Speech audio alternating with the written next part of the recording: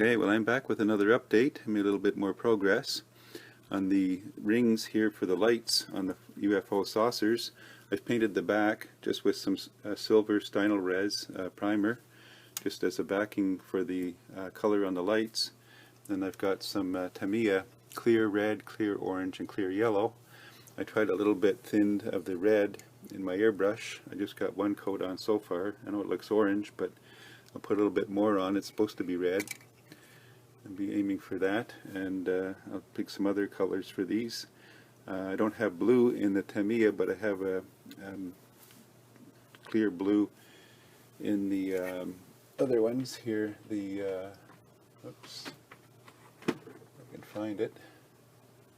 In the Aztec, I have translucent blue, so I might try that. I've got the light rings painted. I airbrushed these two with the Aztec pearl blue, and this one I did with the Tamiya. It's supposed to be clear red, but it looks more orange. So I took some Aztec pearl red and just touched the end of the knobs here with that, and on here I brushed it on as well, the silver underneath, and gave it a coat of future. And now they're ready to go into the saucers. So here's a shot of the interiors once more before I put them in. I've got one in, and they only go in a certain way. The two side ones can go either side. This fits in the front and the back. I just ran some liquid super glue down the side, some thin little drop at each seam there. So that's what that looks like. Let me just light a little better here. Once it gets sealed up, you don't see too much of it. And then the little guy is going to have to fit him inside. He has to be adjusted maybe a little bit and painted, of course. He's going to sit in there. This is going to go on top. Something like that. So it's coming along. Here's the other one waiting to go in. We're getting there. Okay, I've got the saucers glued together. The interiors are in, and they're ready to go. Got the colors, the lights on this one just blue, top and bottom. This one's red, top and bottom, because he's a little more in trouble. He's landed.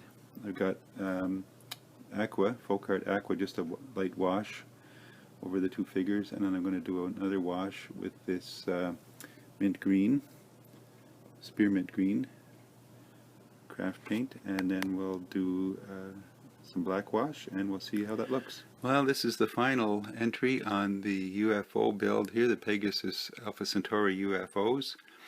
I've got everything painted up and a little bit of a display, I guess not really a diorama so much as a display base.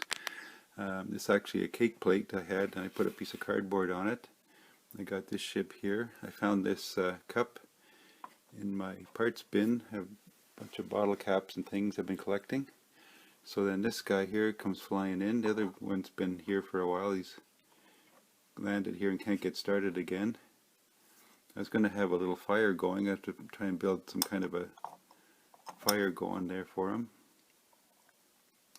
And actually, since this is a cake plate, I do have a cover, a dome. It's been sitting around here on my shelf wondering what I'm going to do with it. And back up a bit. Looking through the viewfinder here. This will all fit inside this cake plate. So that'll be a nice little dust, keep the dust off, and keep everything on display.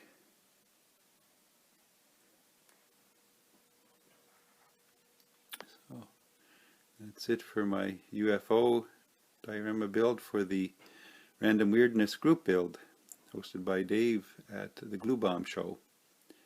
Thanks for following along. See you next time. So here's the final effect. I managed to build a little wood fire and a wood pile here for him. I've got some old watch parts that I've collected underneath there, and just to show that his spaceship's kind of needing some repairs. And in the meantime, he's able to keep warm till his friend shows up to rescue him. There's actually a little bit more green on the figures, on the aliens themselves, than what shows probably on the videos. Unfortunately, with this lighting, it's not coming out as good as it should.